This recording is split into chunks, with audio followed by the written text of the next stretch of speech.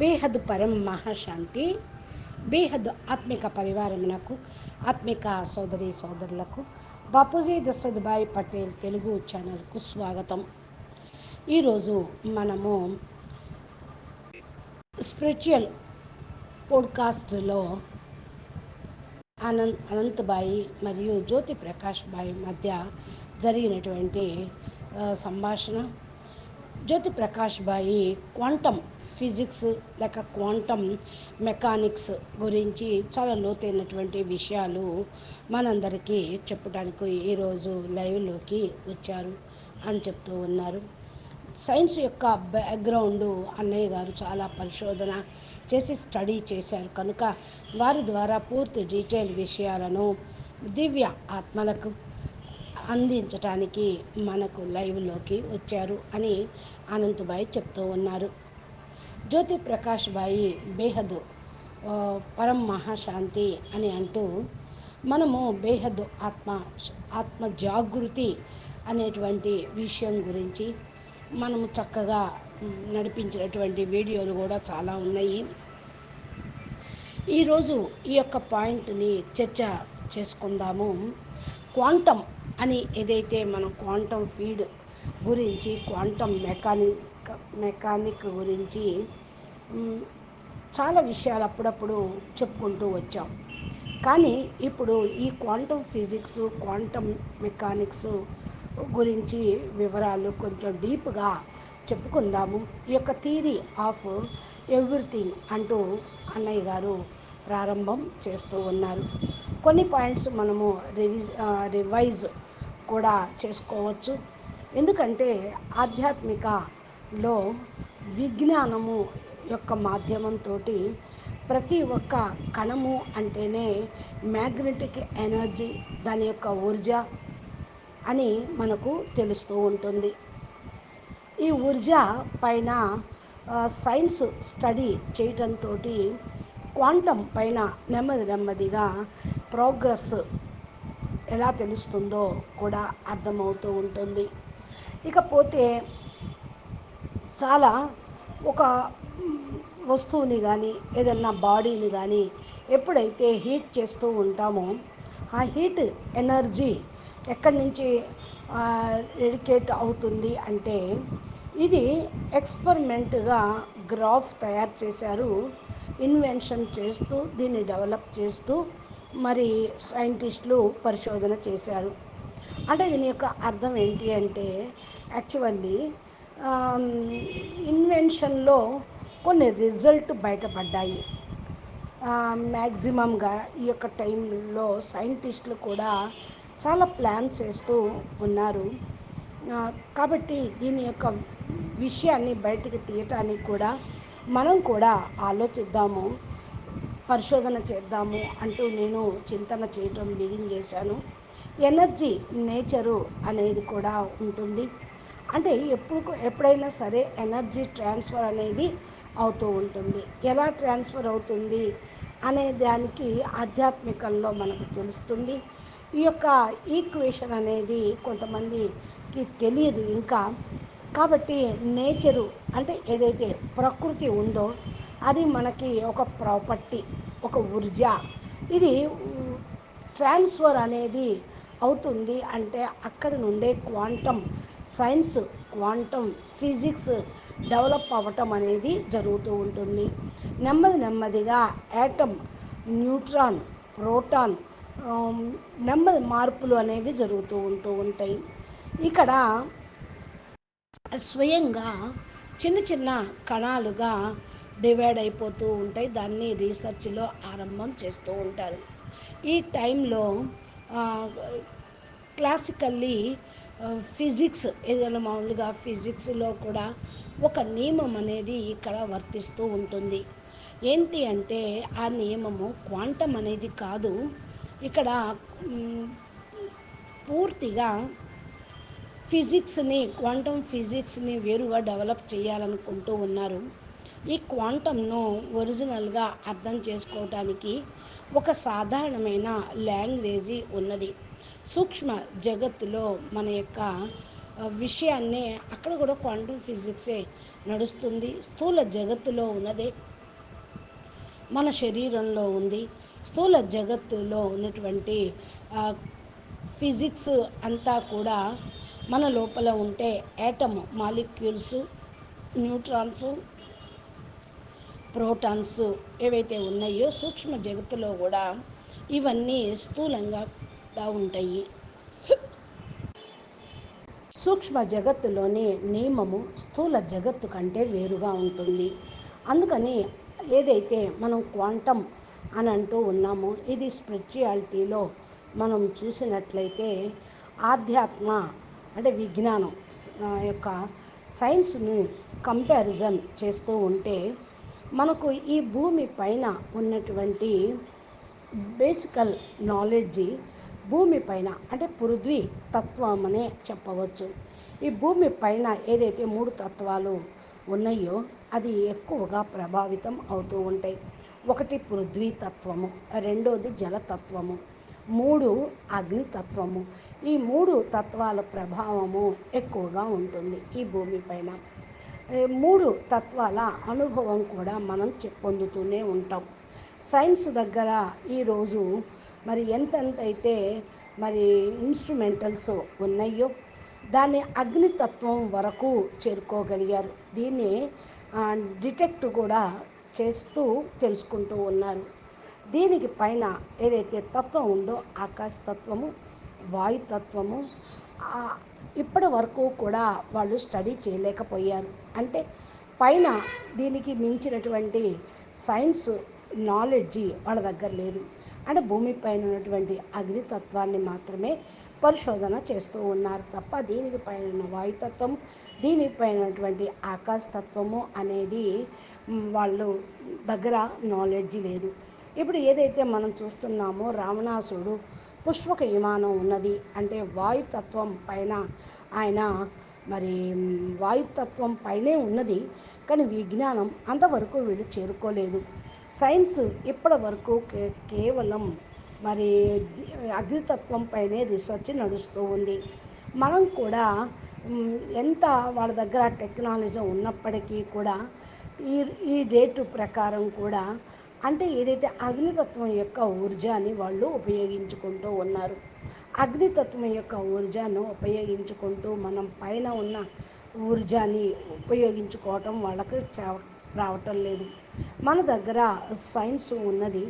ఇప్పటి వరకు కూడా టెక్నాలజీ ఏదైతే వచ్చిందో అది తత్వాలు చాలా దూరంగా ఉన్నాయి.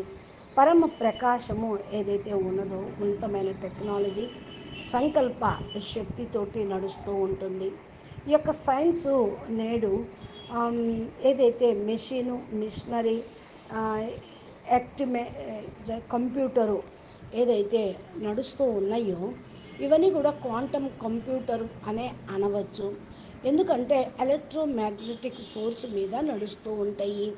ఇప్పుడు దీన్ని మనం క్వాంటమ్ సైన్స్ గురించి లేక క్వాంటమ్ ఫిజిక్స్ గురించి మాట్లాడితే అన్నీ కూడా అగ్నితత్వానికి పైనే ఉన్నాయి. దీనిలో అర్థం చేసుకున్నటువంటి కామన్ విషయము మనము మాట్లాడుకున్నట్లయితే ఇక్కడ ప్రతి ఒక్క కణంలోనూ యాటంలోనూ మాలిక్యూల్స్ మరి మనకు తెలుసు ప్రోటాను, ఎలక్ట్రాన్స్ ఇవన్నీ ఫోటోన్ కూడా ఉంటూ ఉంటుంది. ఈ రెండిటి యొక్క ఫామ్లో మ్యాటర్ని చూసినట్లయితే మనకు పూర్తిగా తత్వం గురించి అగ్నితత్వం గురించే తెలుస్తుంది. ఊర్జా గురించే మనకు తెలుస్తుంది. ఊర్జా అని అంటే ఒక వేవ్ అన్నమాట. అంటే ఇప్పుడు మనం ఏదైతే సాలిడ్ లోపల ఉన్నదో ఏ స్థూల కణం లోపల చూస్తూ ఉన్నామో దాని లోపల వేవ్ ఫామ్ అవుతూ ఉంటుంది. మనము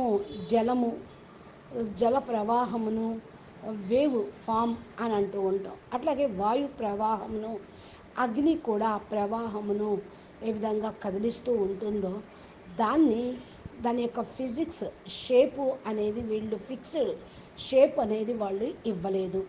వేవ్ ఫామ్లో అయి ఉంటామని చెప్పలేదు. పూర్తిగా పార్టికల్స్ ఏదైతే ఉన్నాయో అది పార్టికల్స్గా నేచర్లో రెండు ఫామ్ మాత్రమే, రెండు రకాల ఫామ్స్లోనే ఉంటూ ఉంటాయి. రెండు రూపాల్లో ఉంటాయన్నమాట. ఈ యొక్క రెండు రూపాల్లో ఉండేటువంటి అవి సైన్స్ వాళ్ళు చెప్తూ ఉంటారు. కానీ మనము ఆమ్, యూట్యూబ్ వీడియోలో సైన్స్ పరంగా దీన్ని ఎలక్ట్రానిక్ వేవ్స్ అని చెప్పచ్చు. ఇదొక మ్యాటర్ లాగా తయారవుతూ ఉంటుంది. అబ్జర్వ్ అనేది చేయకపోతే ఈ యొక్క ఫామ్ని అంటే రూపము ఏదైతే ఉందో దాన్ని తెలుసుకోలేము. సింపుల్ జడ్జిమెంట్ చేసినట్లయితే అంటే వీడియోస్ ఏదైతే సైన్స్ సాధనాలు అగ్నితత్వం వరకు చేరుకున్నాయి. దీన్ని ఎలక్ట్రాన్ ప్రోటాన్ అని ఏదైతే పార్టికల్స్గా డెవలప్ చేస్తూ ఉన్నారో అది అగ్నితత్వం వరకే. కానీ ఇప్పుడు ఈ సమయంలో బాపూజీ జ్ఞానం లెక్కతోటి మనము పరం ప్రకాశం యొక్క జ్ఞానం వింటూ ఉన్నాము. చాలా ఉన్నతమైన లెవెల్కి సంబంధించిన జ్ఞానం.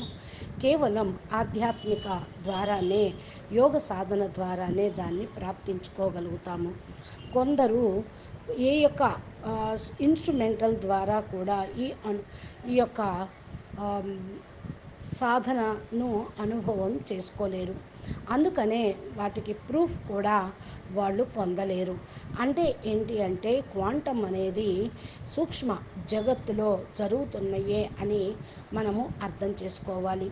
బేసికల్గా సూక్ష్మ జగత్తులో కూడా ఏదైతే లైట్ యొక్క స్పీడుతో ఉంటూ ఉందో అది బేసికల్గా అగ్నితత్వం యొక్క స్పీడే. అగ్ని యొక్క ఊర్జ గతి లైట్ యొక్క స్పీడుగానే చెప్పుకుంటూ ఉన్నాం. ఎక్కువ స్పీడు మన దీని గురించి కూడా సనాతన శాస్త్రంలో కూడా వాయుతత్వం యొక్క స్పీడు కూడా ఆకాశతత్వంలో స్పీడుని కంటే కూడా మరి ఎలా ఉంటుంది అని చెప్పడం జరిగింది. పరం ప్రకాశం యొక్క స్పీడు ఇంకా ఎక్కువగా ఉంటూ ఉంటుంది. పరం ప్రకాశం యొక్క స్పీడు కళ లెక్కతోటి చూసినట్లయితే బాపూజీ ఎండ్రోమెడా గెలాక్సీ వీడియోలో చెప్పారు. 8 కళల పవర్ ఉన్నటువంటి పరం ప్రకాశం యొక్క గతి స్పీడు నేను క్యాలిక్యులేషన్ వేసి చూస్తున్నాను అని బాపూజీ కూడా చెప్పారు. 3.67 అంటే in 10 to the power of 24 kilometres and second per second అని చెప్పడం జరిగింది. అంటే లైట్ యొక్క స్పీడు భూమి మీద చేరటానికి 3 లక్షల కిలోమీటర్ల స్పీడ్ తోటి పర్ సెకండ్ అలా వస్తూ ఉంటుంది అని. ఎక్కువగా స్పీడ్ తోటి పరం ప్రకాశం యొక్క గతి ఉంటుంది. ఇది అన్ని వస్తువులు సైన్స్ వాళ్ళు ఎక్స్ప్లోర్ చేయలేరు. కానీ బాపూజీ అయితే చెప్తున్నారు టైమ్, స్పేస్, స్పీడు అన్నీ కూడా correlated between time and space అని చెప్తూ ఉన్నాడు. దేంతో రిలేట్ అవుతుంది అంటే తత్వాలతోటి. ఏ విధంగా స్థూల తత్వంలోకి వస్తే ఊర్జ ఎంతెంతగా తక్కువైపోతుందో స్పేస్లో అది మారిపోతూ ఉంటుంది. ఏ విధంగా డైమెన్షన్లు అంటూ ఉన్నామో అది డైమెన్షన్ అంటే ఊర్జ ఈ యొక్క స్థూలంలోకి వచ్చేస్తూ ఉంటాము. ఈ ఊర్జ ఫ్రీడమ్ కథమైపోతుంది, కంబైన్డ్గా వెళ్ళిపోతుంది. చిన్నప్పటి నుంచి స్పేస్లో ఏ విధంగా మనము వస్తూ ఉన్నామో ఎబిలిటీ ఏదైతే ఊర్జ ఉన్నదో కెపాసిటీ కూడా చాలా తక్కువగా ఉంటుంది. హయ్యర్ డైమెన్షన్లోకి వెళ్ళిపోతుంటాం, ఊర్జ ఫ్లో అవుతూ ఉంటుంది. అప్పుడు కెపాసిటీ కూడా పెరుగుతూ ఉంటుంది, చాలా పెరిగిపోతుంది. ఇది ఫ్రీడమ్ చాలా లభిస్తూ ఉంటుంది. డిఫరెన్స్గా క్వాంటం విజ్ఞానం ఏదైతే ఉన్నదో అది డేటులో ప్రకటితం అనేది కాదు. ఎందుకంటే మనం చూస్తూ ఉన్నాం కదా, సైన్స్ ఏదైతే ఉన్నదో 2 రకాలుగా ఎక్స్పెరిమెంట్లు చేస్తూ ఉంటారు. డబల్ స్లిట్ లిస్ట్ ఎక్స్పెరిమెంట్ అన్నమాట. అంటే ఈ లెక్కతోటి చూసినట్లయితే లైట్ ఏదైతే మరి పార్టికల్స్గా ప్రోటాన్ పార్టికల్స్గా ఉన్నాయో అది వెబ్ నేచర్గా ఉంటూ ఉంటుంది. డబల్ స్ప్లిట్ కొన్ని ప్రదేశాల్లో వెబ్ ఫామ్లో కనపడుతూ ఉంటుంది అని సైన్స్ వాళ్ళు అంటారు. అంటే వెబ్ ఫామ్ అంటే ఎక్స్పెరిమెంట్లో అక్కడ మనకు కనిపించేది ఒక వ్యాక్యూమ్ అన్నమాట. ఈ వ్యాక్యూమ్ అంట అంటే దీన్ని పూర్తిగా ఆమ్, ఈ ప్రపంచంలో అనగా ఈ యొక్క సంసారంలో వ్యాక్యూమ్ ఎక్కడా కూడా ఖాళీగా ఉండదు. ఎందుకు అంటే భూమికి పైన ఈ వ్యాక్యూమ్ ఎలా క్రియేట్ అవుతుంది అని సైంటిస్టులు ఆలోచిస్తున్నారు. ఎంతగా వ్యాక్యూమ్ ఉంటుందో అంత ప్రదేశంలో ఆకాశతత్వము ఉంటుంది. అది శూన్యం అంటారు. ఆకాశతత్వం గురించి పరిశోధన చేయలేక శూన్యం అంటారు. ఎక్కడైతే ఆకాశతత్వం ఉంటుందో అక్కడ వైబ్రేషన్స్ తప్పకుండా ఉంటూ ఉంటాయి. మనము సైన్స్ పరంగా వీటిని సైన్స్ వాళ్ళు దీన్ని చూడలేరు. అయితే మన లోపల ఆకాశతత్వం ఉంది. ఇది కూడా వైబ్రేషన్ అవుతూ ఉంటుంది.